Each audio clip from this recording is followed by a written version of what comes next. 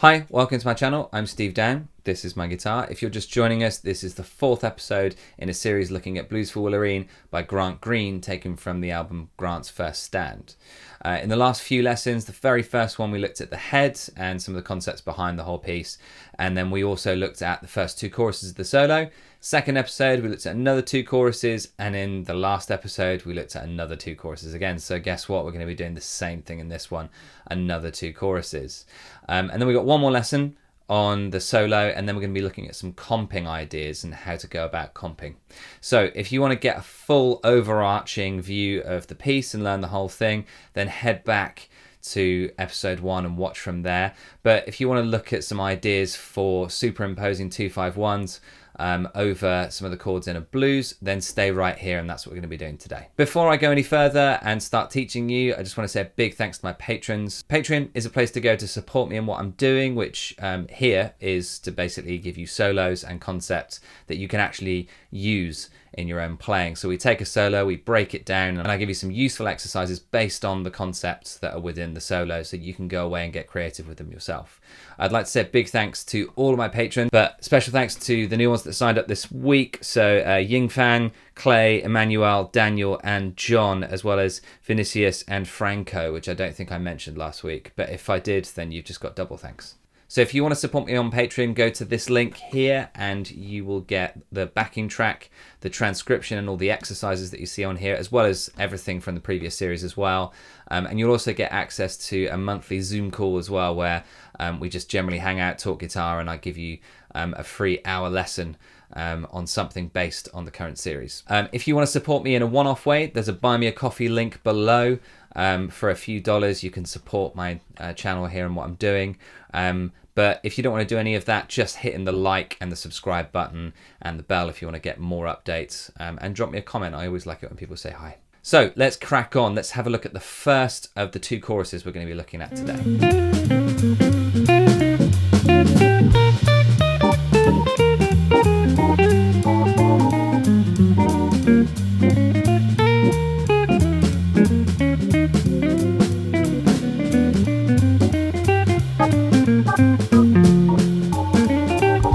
Okay, so the way that he starts this solo, little pickup in the previous bar, is something that he does in every single one of the choruses, which is something around this idea, or using these 2 ideas here.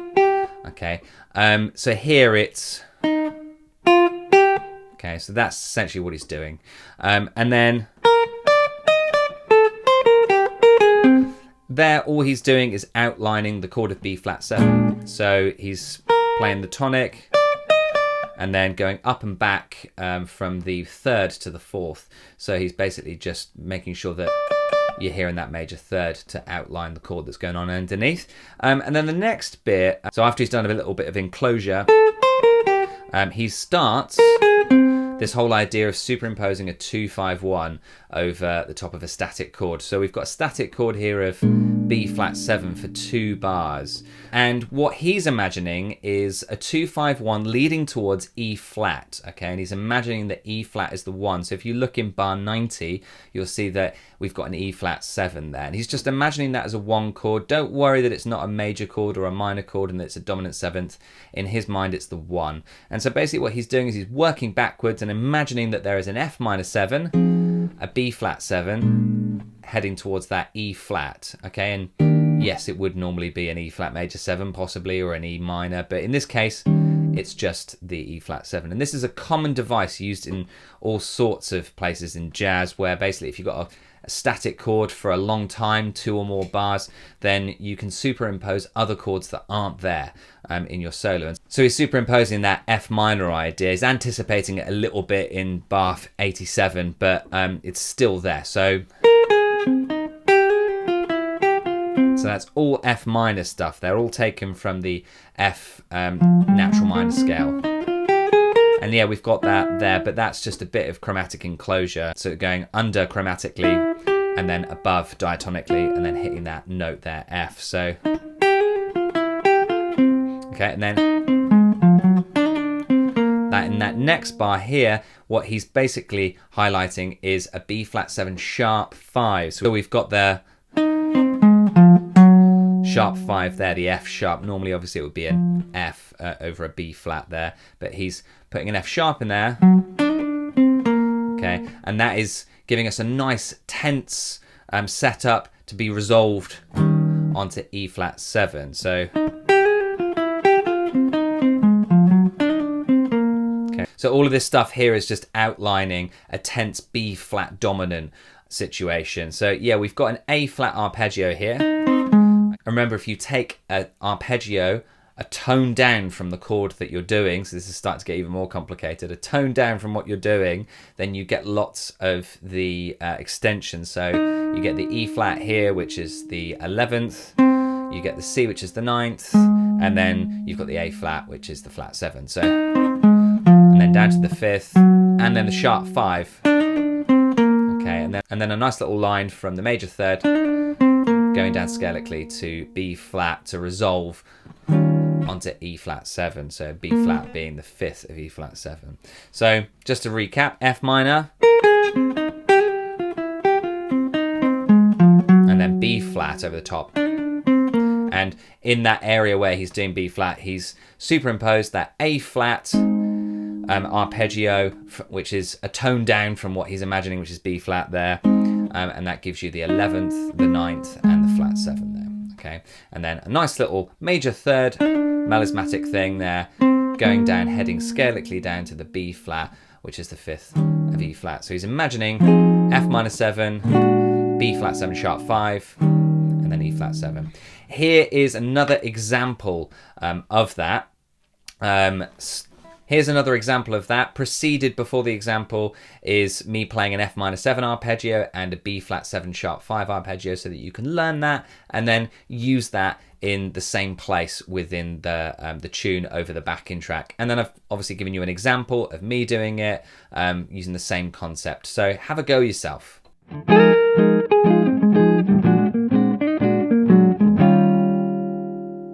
then the next 2 bars. Okay. Now here, basically what I want to highlight here is the fact that over the E flat 7 chord, Grant's basically playing B flat minor pentatonic. So yes, you've got that 9th there. Okay, that's a nice little scalic idea. But from here, it's minor pentatonic. Okay, and you could either play that as a slide or hammer on and pull off. It's so fast on the record, I can't actually exactly tell what he's doing, whether it's a hammer on or slide, but it's just a fast legato passage, so whichever you use is fine. Okay, that might be more in keeping, but feel free to use a hammer on and pull off if you want to. And so over the top of that, he's basically putting a B flat minor pentatonic, so superimposing that over the top of it. And that does work over the top of an E flat chord, purely because of the notes that are contained within the B flat minor pentatonic and how they line up with the E flat 7. So if we take a look at the B flat minor pentatonic, we'll see that the first note is the 5th of E flat, that's the flat 7 of E flat, that's the root of E flat, that's the 9th of E flat, and that's the 11th. That's just like a nice, extension note. But with the 5th, the B flat, the D flat, which is the flat 7, the E flat, which is the root, and the F, which is the 9th there, you've got some really nice notes that will support that E flat and will work within it and function. So it's worth trying to use the B flat minor pentatonic over the top of an E flat 7 chord, because it does work and it's some stuff that you might be used to already. So here's another example of that being used that I've made up.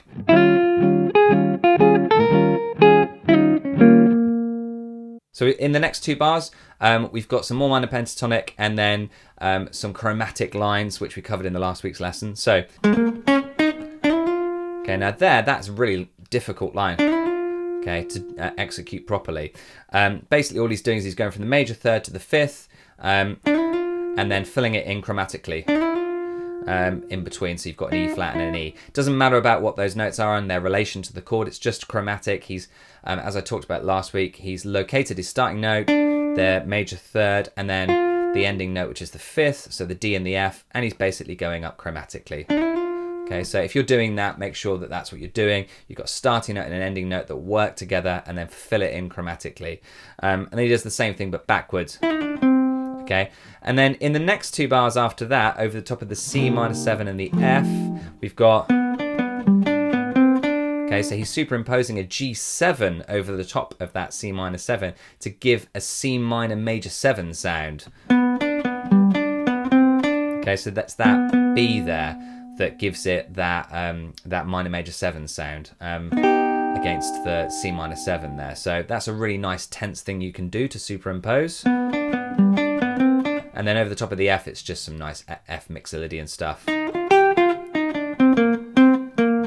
Okay, really nice ending there as well. Ending on the 5th, which is quite a normal way to end something, a phrase like that, because it's ending on the dominant so that you can resolve it. And again, look, we see that line again. So I would use that yourself sparingly in your solo, because obviously Grant does, I think, possibly overuse it in the solo. But yeah, lots and lots of superimposing in that first chorus. So take whatever you will from those examples and then use it in your own solos. Let's move on to the next chorus.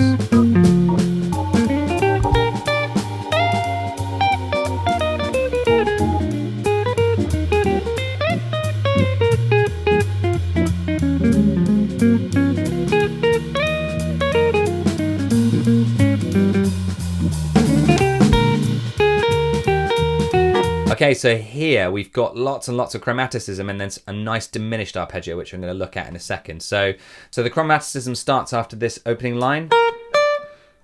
Okay, basically highlighting the triad of B flat, so B flat, D, going to F, and then, okay, and we've got like a double enclosure.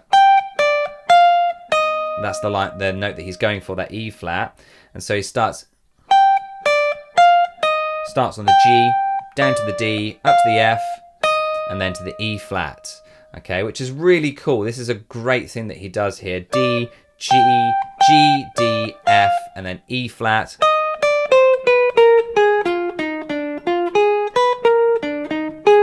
Really complex line there, but essentially chromatic. Okay, heading towards this diminished line, so this diminished arpeggio, and it's a D diminished arpeggio, and then basically runs it up. Okay, so we obviously got some really nice phrasing in here. That chromatic passage, whilst it looks like it could be something altered, basically it's just him outlining the B flat 7 chord. So it basically opens with a major third, chromatically down to the B flat, the root, A flat, which is the flat 7, and then F, which is the 5th, going through E flat to the major third, which is the D. So really, he's just outlining the arpeggio of B flat 7 and then just filling in with chromatic ideas. Okay, and then basically another outline of the coming chord after you've done the diminished arpeggio. He's outlining the root and the major third of E flat 7. Okay, and that, just to touch on that diminished idea here, a diminished arpeggio works really well approaching another chord. So in this case, he's using a D diminished idea. Okay, that chord there, diminished 7, approaching the E flat 7. So if you think of it chordally, B flat 7, D diminished, and then going to E flat. So that works really well, superimposing that over the top of that B flat 7 to lead a really tense idea into a resolution of E flat. Okay, so the diminished idea, and then approaching the root from below chromatically, and then approaching the major third chromatically from above. Okay, so really, really nice ideas here, and I think it's well worth using some of that stuff.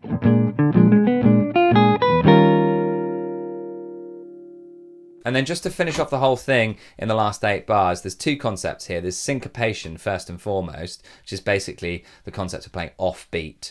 And you don't have to play offbeat all the time. You can have some stuff in the bar that's on beat and then some stuff that's offbeat, and it's great if you combine the 2. Syncopation can be quite tense rhythmically, so it's worth using that. And then the other thing he's doing is he's using the C minor pentatonic in there, and also the B minor pentatonic as vehicles for that. So he starts off with the C minor pentatonic over the top of E flat, and obviously that works because C minor is the relative minor of E flat major, and obviously the dominant 7th chord is predominantly a major chord because of that major third. So the relative minor will work over the top of that. So don't forget to try all your little blues licks over the top of the E flat 7 chord because it will work. So the line.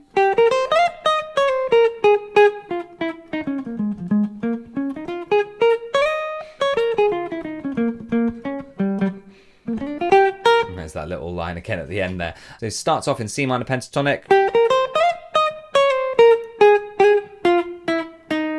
changing over to B flat minor pentatonic as we change back into the B flat 7 chord.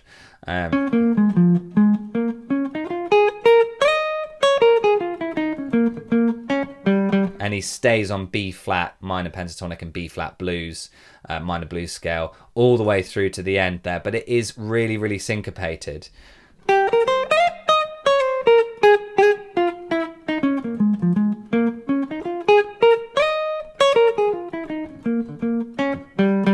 That's a really nice thing to do there, to end on that kind of Dorian idea over the top of it. Creates a bit of tension to resolve. So here are a couple of examples. One is how to play C minor pentatonic over the top of an E flat 7 chord. Remember, it works because it's the relative minor.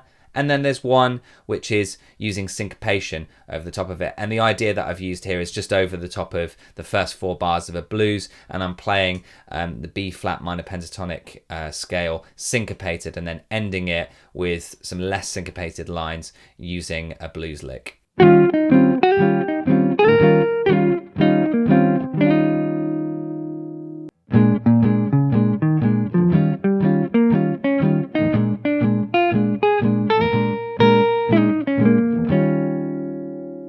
Lot of stuff in that lesson. Most of the ideas here are kind of the idea of superimposing different things, either arpeggios or scales or other concepts, over the top of the chords that are there. And I think this is really thick and fast in these two really, really cool choruses. So don't feel like you have to take all of it. Take 1 or 2 things and practice it and use it over the top of the backing track or whatever you're using to be able to facilitate your practice session.